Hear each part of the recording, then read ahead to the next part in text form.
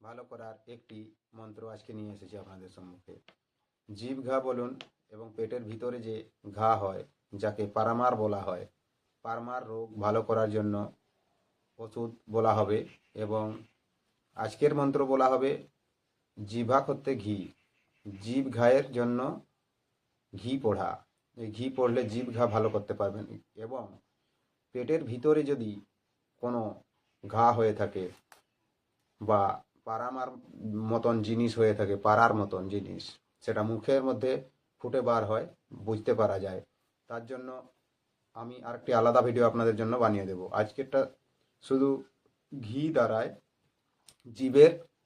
জিভ ঘা ভালো করতে পারবেন। ঠিক আছে?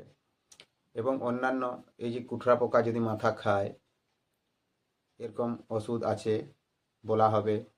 চর্মরোগের ওষুধ, কান পাকার ওষুধ দেওয়া হয়েছে একটি। আরও অন্যান্য যে কোনো সমস্যার জন্য আপনারা কমেন্ট করতে পারেন, আমি সেরকম আপনাদেরকে বলে দেব, আপনারা তৈরি করে নিতে পারবেন। ঠিক আছে? আজকে ঘি পোড়ার দ্বারাই আপনি জিভ ঘা ভালো করতে পারবেন। এরকম অন্যান্য আরও যে সমস্ত প্রকারের আপনারা কমেন্ট করে দেখবেন, যদি আমার কাছে থাকে আমি দিতে পারি তাহলে দিব, আর যদি না পারি কোনো অসুবিধা নেই। কমেন্ট করতে কত টাইম লাগে আপনার কমেন্ট করে থাকবেন, আমি চেষ্টা করে দেখব যদি থাকে সেরকম জিনিস। তো আজকে যে ঘি পোড়া মন্ত্রটি, এই মন্ত্রটি কেমনভাবে প্রয়োগ করবেন। খাঁটি ঘি নেবেন, গায়া ঘি, বাড়িতে যেগুলো গায়া ঘি তৈরি করা হয় সেই ঘি নেবেন। সেই ঘি নিয়ে এই মন্ত্রটি 3 বার অভিমন্ত্রিত করবেন। সেই ঘিয়ের মধ্যে 3 বার অভিমন্ত্রিত করবেন এবং সেই ঘি তার জিভের মধ্যে লাগাতে দেবেন। এমনটা করলে তার জিভ ঘা আরোগ্য হয়ে থাকে, অনেক তাড়াতাড়ি ভালো হয় এমনটা করলে। এবং এর অন্যান্য ওষুধ যে রয়েছে, যেমন লাউ কেশারি বলা হয়ে থাকে, এরকম অন্যান্য অনেক ওষুধ রয়েছে। শুধু আজকের যে প্রয়োগটি বললাম, এটা মন্ত্র দ্বারাই আপনি করতে পারবেন, ঘি দ্বারায়।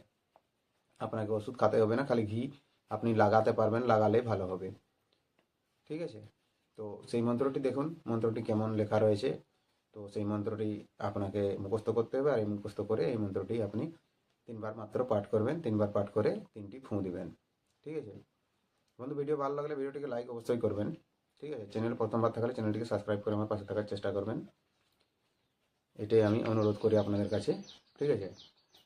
আর যে সমস্ত আপনারা কমেন্ট করছেন বা যে কোনো মন্ত্রবিদ্যা শিখতে চাইছেন বা যে কোনো কাজের জন্য আমাকে ফোন করে পরেশান করবেন না, কারণ কাজ আপনারা করাতে পারবেন না। কাজ আপনাকে নিজেকেই করতে হবে। আপনার বাড়িতে আপনি করে নেবেন, আমি বলে দেবো তার নিয়মবিধি কেমনভাবে করবেন। কারণ কাজ সঙ্গে সঙ্গে হবে কি হবে না তার কোনো গ্যারান্টি নেই। কেননা মন্ত্রের জোর, দেবদেবীর জোর, যে সময় লাগে সেরকম সময় লাগবে। 1 মাস 2 মাস যেমন প্রয়োগগুলো তেমন সময় লাগে। সঙ্গে সঙ্গে প্রমাণের মন্ত্র আছে, প্রমাণ করার জন্য যারা বিশ্বাস করেন তারাই ফোন করবেন, আর অন্যথা ফোন করবেন না। ঠিক আছে? দেখুন আজকের যে গব্যঘৃত পড়া মন্ত্র, এই মন্ত্রটি কেমনভাবে লেখা রয়েছে, মন্ত্রটি স্ক্রিনে চলে আসছে দেখুন।